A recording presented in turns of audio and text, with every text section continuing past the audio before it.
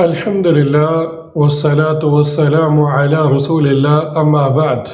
ابو ایوب انصاری رضی اللہ عنہ سے یہ حدیث مروی ہے اور امام مسلم اپنی صحیح مسلم میں یہ حدیث لے کر آئے ہیں کہ اللہ کے رسول صلی اللہ علیہ وسلم نے فرمایا: من قال لا الہ الا اللہ وحدہ لا شریک لہ لہ الملک ولہ الحمد وہو علی کل شیء قدیر 10 مرارا كان كمن اعتق 4 انفس من ولد اسماعیل او کما قال صلاۃ السلام، کہ اگر کوئی شخص دن میں 10 بار یہ الفاظ دہرا دے، وہ کیا ہے؟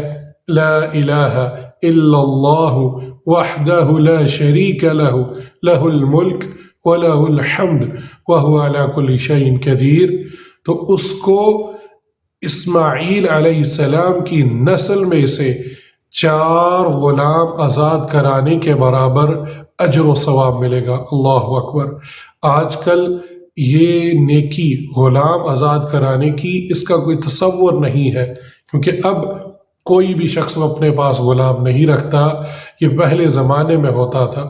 تو آئیے یہ اتنا عظیم اجر و ثواب جو ہمیں مل سکتا ہے، کرنا کیا ہے؟